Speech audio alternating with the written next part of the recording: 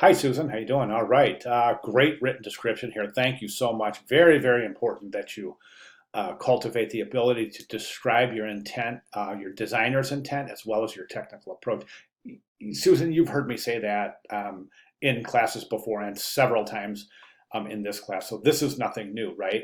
So thank you very much for including this wonderful written rationale and description of your observations regarding your experience with the assignment. So let's go ahead and take a look. I've got the painting up right here, and we'll go ahead and take a look. So I think it's really a great start. Now I say start because there's just a couple of areas here that I think that really could bring this home.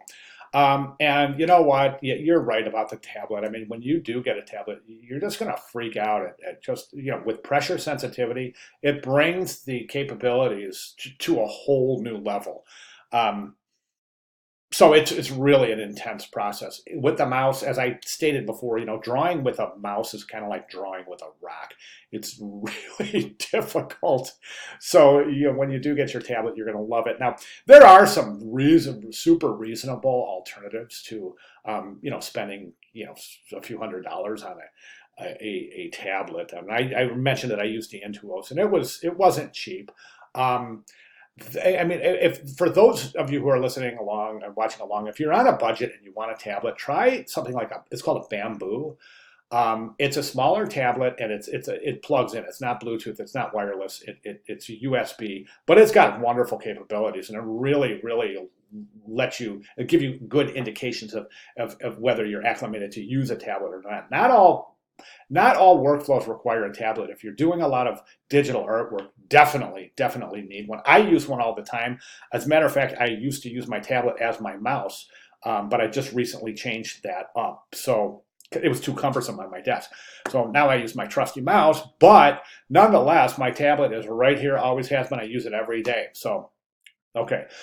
That's enough of that, right? Let's talk about the painting. Really wonderful techniques here. There's a couple of areas and a couple of things I want to mention. I think are going to make really good sense to you.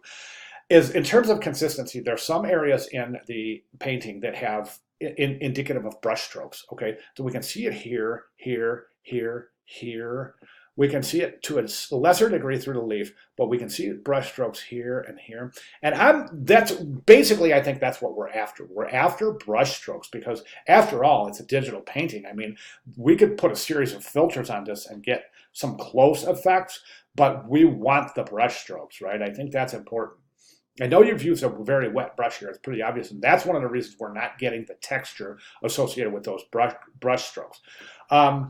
And that's okay, but my point I'm trying to make is there's a couple of areas of inconsistency, and I think this area right here is a little inconsistent because it's a much more deeper, sharper focus than this area, right?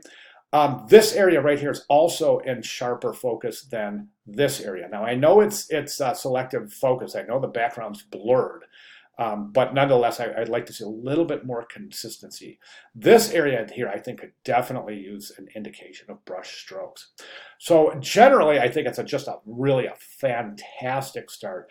I'm just thinking that I'm going to show you three areas of the painting. Okay, this area, and this area seem to not fall into the greatest consistency that we can preserve in this painting. So my recommendation is just to go over those, just try to get a little bit more visual consistency, which will, of course, increase the visual harmony associated with the piece. Now, don't get me wrong, it's a great start. I mean, it's fantastic, really gorgeous. I think the main thing that's almost jarring that causes the most degree of visual inconsistency is the two areas. This area is in more of a sharp focus than anything else, right? Now, which stands to reason because in the original photograph, that's the closest thing to the lens, right? But which means it would be in focus, but the selective focus in the background indicates a blur, but we still want the painterly effects. Do you know what I'm saying? Like right here, we don't see a whole lot of